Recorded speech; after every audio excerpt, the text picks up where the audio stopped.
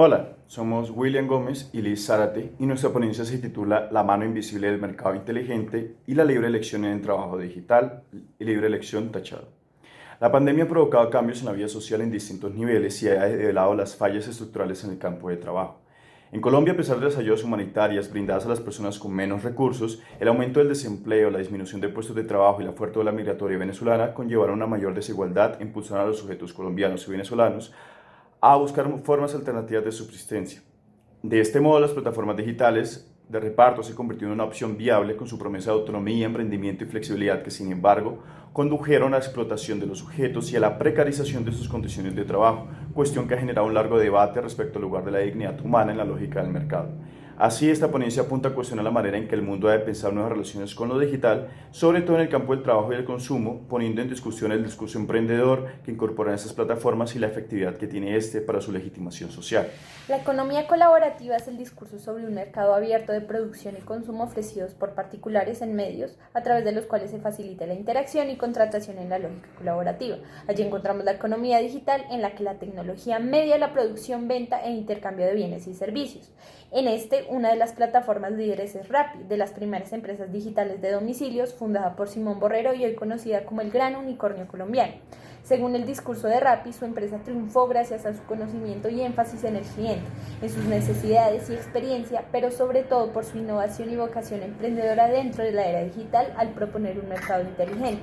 Cito a Simón Borrero: nosotros hablamos el mismo idioma de las marcas y les podemos ofrecer dentro del supermercado una cabecera de góndola mucho más inteligente. Además, en el que la inmediatez, la conectividad y el desarrollo fueron los protagonistas. Pues, según Rappi, conectando a las personas se genera desarrollo, se transforma el comercio y se simplifica la vida de los consumidores.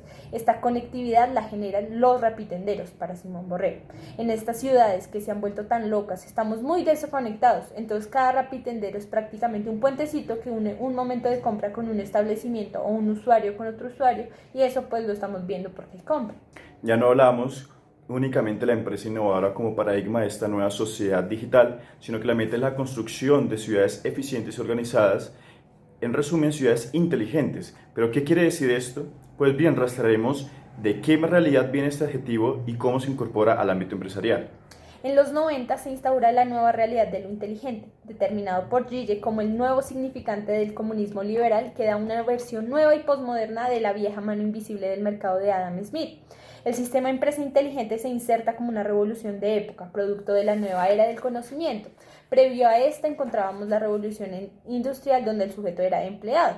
Los empleados pasan a ser individuos pensantes, innovadores, autónomos y propositivos, y la inversión estará cada vez menos enfocada en la mercancía y la maquinaria y más en la gente. El nuevo centro de lo inteligente serán las personas, el capital humano. Entonces, como antítesis del antiguo sistema piramidal o funcional, tenemos esta empresa inteligente que crea valor a partir del capital humano, cuyo objetivo humanista es que, como dice Basurto, la empresa sea un verdadero centro de desarrollo de sus integrantes, de tal manera que cuando la organización lo regrese a la ciudad, por su propia formación como empresario dentro de la misma, el trabajador haya crecido sensiblemente en el aspecto personal y humano. El trabajador, como el cliente más importante, se transforma en socio del negocio. Exige la misma atención que aquel externo, como lo dice Bonilla, gerente de Imaginamos.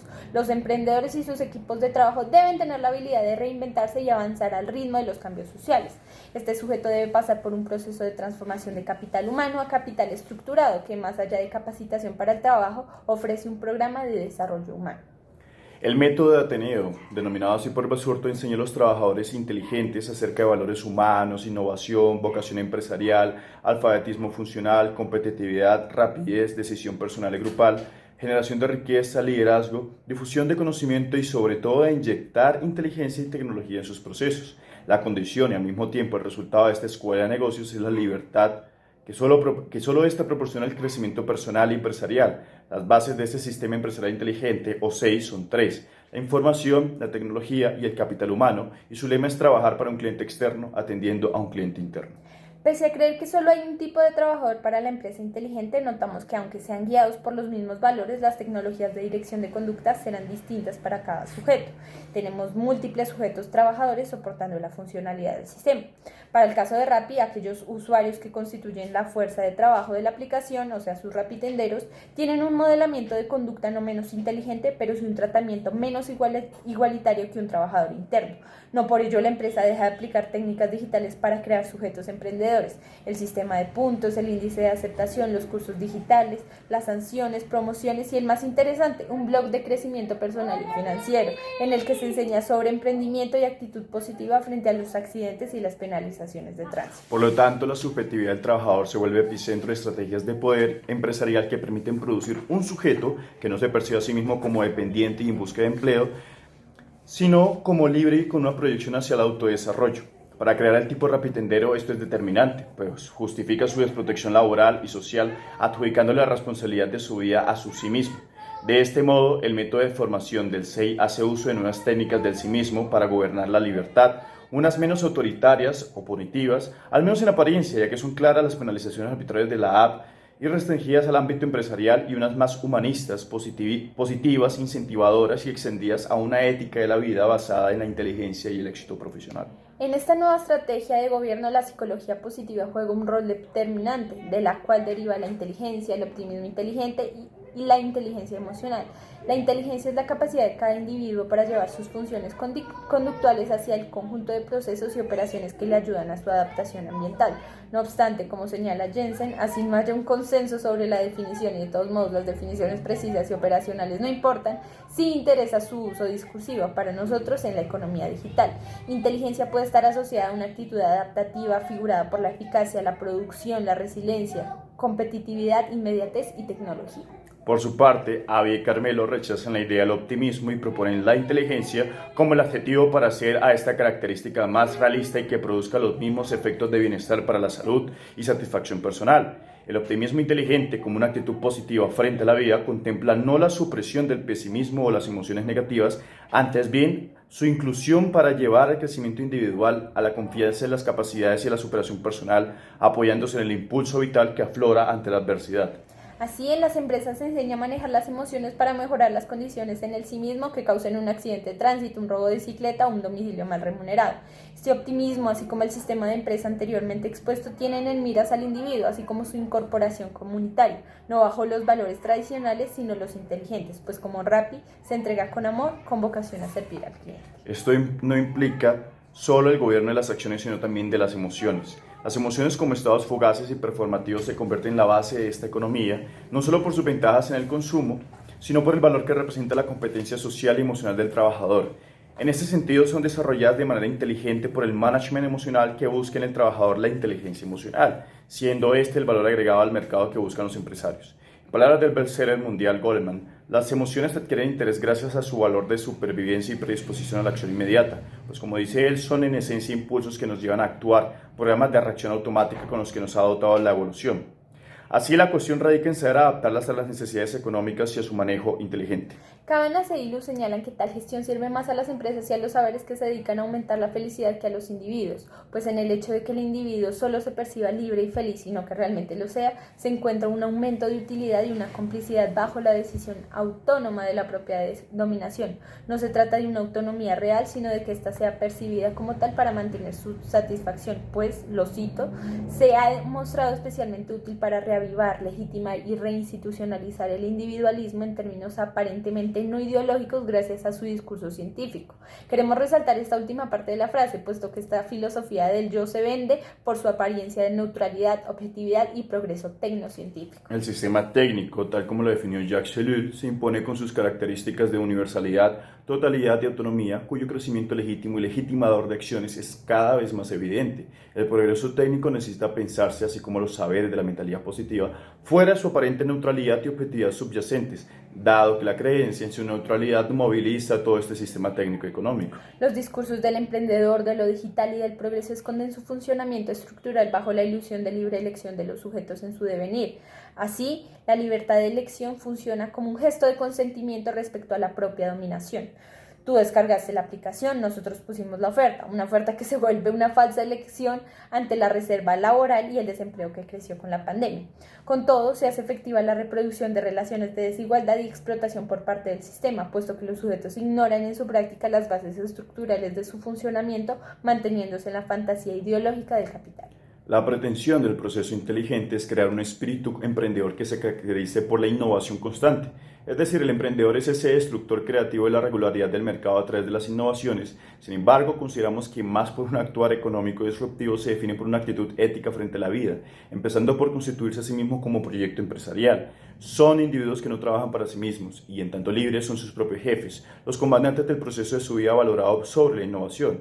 Desde la perspectiva de Schulan, son sujetos del rendimiento autoexplotados. Este punto resulta interesante en la construcción subjetiva de un rapitendero como emprendedor, pues no es necesario que innove, sino que sea su propio jefe, asuma sus riesgos y las consecuencias de su estado emocional y financiero. Y en la materialización de toda esta lógica distinguimos entre, por un lado, el discurso emprendedor y sus consecuencias directas, discursivas, la autoexplotación, que también pueden ser efectivas en contextos neoliberales avanzados, como las expone Schulan, y por otro lado, el discurso emprendedor y sus consecuencias reales en contextos específicos, donde los individuos emprendedores pueden ser distintos, apelar a otras éticas en relación con ese discurso emprendedor y convocar resistencias ante un amo que se externaliza en forma invisible a través de una aplicación y legitima la explotación laboral, como lo han hecho los mismos domiciliarios con su sindicalización.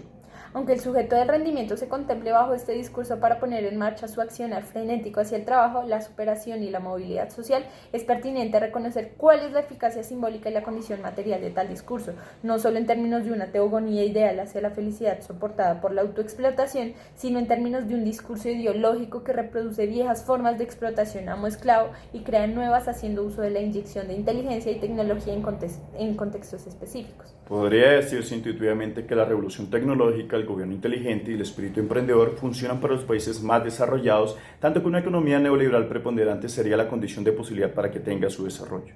Si esto es cierto, ¿por qué el discurso del emprendimiento y la revolución digital ha adquirido fuerza en Colombia? De hecho, según el ranking de eMarketer, Colombia ocupa el primer puesto en crecimiento digital a nivel latinoamericano. Es el tercer mejor gobierno digital a nivel mundial según ranking de la OCDE y su política de transformación digital promete el desarrollo e incorporación del país a la economía mundial. Aún más, considerando la pandemia y sus consecuencias, atenuando las implicaciones de las restricciones de movilidad y el distanciamiento social, se evidenció que así como creció el desempleo, del mismo modo aumentó la inscripción de muchos trabajadores a la economía digital de reparto. Pues bien, precisamente las condiciones de desigualdad, entre otros fenómenos sociales de Colombia, ejercen un contexto importante para la inserción de un discurso que proporciona la utopía de la empresa y la autorrealización. Hemos visto que el individuo deja de ser dependiente, con derechos y deberes y sujeto de las condiciones políticas, sociales y económicas, pasando a convertirse en empresario de sí mismo, activo frente a su devenir y en un consumidor. Como bien lo señala Rose, el sujeto se mira a sí mismo como consumidor de servicios de salud, de educación, de formación. He aquí una de las cuestiones disonantes entre el discurso empresarial de la economía neoliberal de Rappi y la resistencia de los repartidores, quienes luchan por ser percibidos como trabajadores. Rappi los ve como consumidores de trabajo en la aplicación, es decir, hay un discurso que piensa una realidad del individuo empresarial y un contexto en el que el sistema de trabajo tradicional junto con sus valores sigue operando. La contradicción está entre el discurso neoliberal del trabajo y la realidad política y simbólica del contexto colombiano. Generamos empleo, dice Rappi, sí, pero es que para la mayoría de inmigrantes o colombianos desempleados no hay otra alternativa. Sé tu propio jefe, pero claro que debe ser su propio jefe, ya que para cumplir con los parámetros de uso en la aplicación debe realizar la inversión en su medio de producción. Mejórate a ti mismo. En la mayoría de rapitenderos no existe la opción de formarse más allá de unas ganancias con las cuales subsistir diariamente y responder a las demandas de una aplicación. Este solapamiento de una realidad social económica por un discurso que promete emprendedores felices, realizados, autoformados, cae por su propio síntoma, la desprotección de los trabajadores. De ahí que por un lado la resistencia deba realizarse a partir de un distanciamiento respecto a la fantasía del neoliberalismo, reconociendo su síntoma. Por otro lado, siguiendo a Paul Ricoeur, la ideología como la utopía sean contenidos en un trasfondo histórico y cultural. No puede sostenerles de la lucha por fuera de la ideología, es imposible porque esta ya nos antecede. Cada rapitendero es nombrado usuario y no trabajador desde el momento en el que acepta los términos y condiciones de uso en la aplicación. Una crítica de esta ideología, como diría el pensador francés, debe plantearse en el sistema de autoridades donde se afianza este discurso, o sea, en sus tecnologías, sus saberes, sus enunciados. Para rescatar los derechos de estos repartidores es necesario situar el sentido de este en el caso colombiano. Parece que el precio a pagar por la incursión de este neoliberalismo en el país es el desconocimiento de unas manifestaciones culturales, de cambios sociales, de una historia del proceso de vida real de los supuestos emprendedores de Rappi. Esto solo nos deja dos caminos. Colombia no está preparada para una economía neoliberal como la de Rappi, o esta debe reconocer la herencia de un proceso histórico particular de esta nación y cimentar nuevas narrativas que no pretenden ser totalizantes, pero más funcionales y éticas. Solo así podrían salvaguardarse el reconocimiento, la dignidad y el capital humano de estos trabajadores. Muchas gracias. Gracias.